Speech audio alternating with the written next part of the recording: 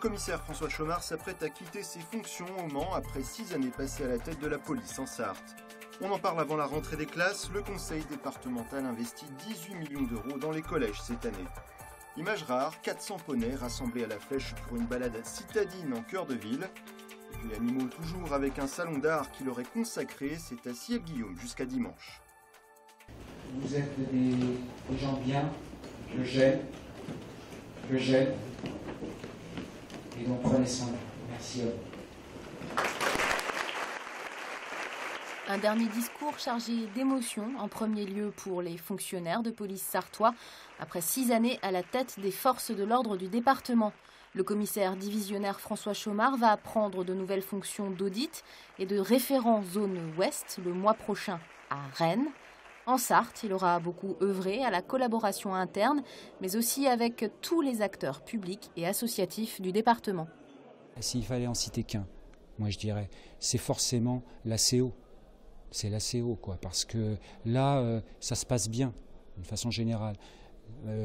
Mais pourquoi ça se passe bien? C'est pas simplement parce qu'il ne se passe rien. Ça se passe bien parce que justement, derrière, il y a un gros investissement de tous les services pour savoir comment chacun se répartit ses missions. Et donc, avec l'ACO, on travaille vraiment en symbiose et ça permet justement d'assurer la sécurité de ces manifestations. François Chomard sera remplacé par un Sarthois de naissance, le commissaire divisionnaire Emmanuel Morin, à compter du 1er septembre, précédemment en poste à la direction centrale de la sécurité publique de Paris.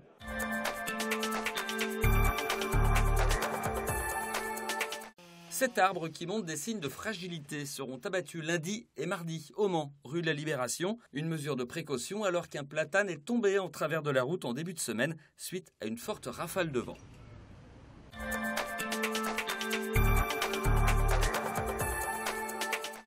À l'approche de la rentrée des classes, le conseil départemental organisait sa traditionnelle conférence de presse. Le propriétaire des 58 collèges publics sarthois investit 18 millions d'euros cette année dans la rénovation des établissements. Mais au total, c'est 330 millions qui le seront au cours des années à venir. Dans les années 70, la croissance du nombre d'élèves avait conduit à construire énormément de bâtiments et évidemment ils ont vécu et ils arrivent tous à peu près en fin de parcours dans ces différentes années là et donc nous allons continuer ce chantier. Exemple avec le collège d'Anjou de Sablé-sur-Sarthe, l'enveloppe ici de 14 millions d'euros pour des travaux qui doivent durer pendant 3 ans.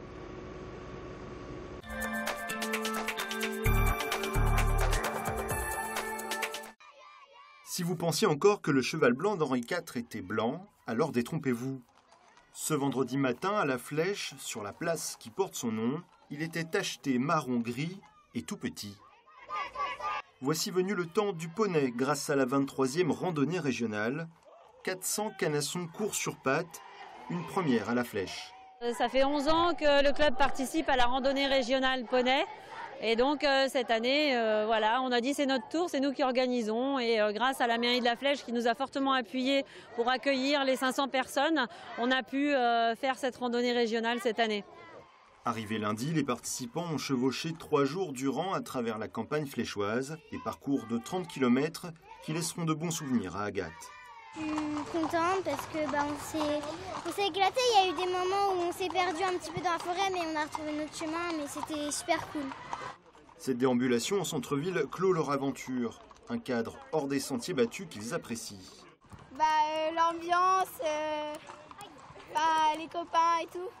On est beaucoup plus que d'habitude et c'est chouette. Moi j'aime bien. Pas banal non plus pour les spectateurs massés dans les rues. Certains, avec une imagination nourrie de force détails odorants, se laissent même aller à quelques confidences cinématographiques. Et ça fait penser surtout au film où il y avait les westerns, les cow-boys, les indiens, et voilà, avec le bruit des sabots. Bon, il manque les flèches, mais voilà. Vu d'en haut, ce casting de poneys était encore plus impressionnant, tous en ordre de bataille, pour une prochaine édition.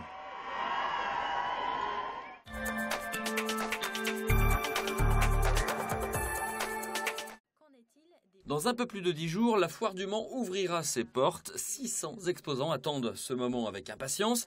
Pour eux, la foire est incontournable dans leur chiffre d'affaires. Ils ont la possibilité de juger immédiatement de la solidité de leur offre et puis bien sûr d'engager des commandes sur la manifestation ou juste après la manifestation. Et c'est un événement majeur pour l'économie de nos exposants qui, je le rappelle, 400 d'entre eux sont sarthois.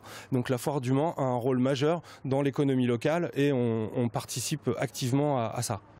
Un critère de réussite pour les exposants, la fréquentation. Les organisateurs espèrent atteindre les 100 000 visiteurs cette année.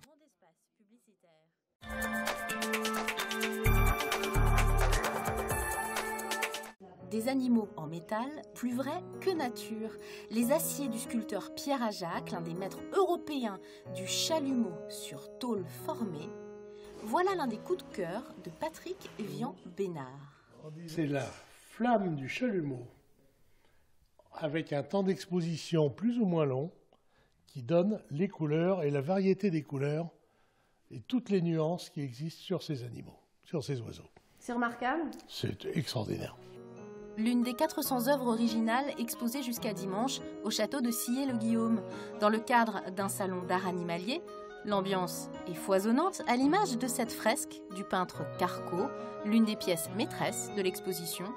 Darwin, des sirènes et Dumbo s'y promènent de manière tout à fait naturelle. C'est un peu son histoire en fait, c'est un livre ouvert ce tableau et c'est aussi notre bébé puisque c'est une arche de Noé dans son atelier. L'Arche de Noé, un nom tout trouvé pour l'association de promotion de l'art animalier créée par le couple Vian-Bénard il y a 24 ans. Originaires de Sologne, ils ont posé leurs valises pendant 15 jours à Sillé-le-Guillaume, une aubaine aussi pour la commune. Nous, ce que nous voudrions, c'est que notre château soit ouvert toute l'année, avec des expositions permanentes. En même temps, vous avez le château, l'histoire du château et aussi un art assez moderne. On part en Afrique, on part dans des tas d'autres pays. Donc c'est très bien, c'est très complet comme visite. Le premier salon d'art animalier, c'est jusqu'à dimanche 30 août.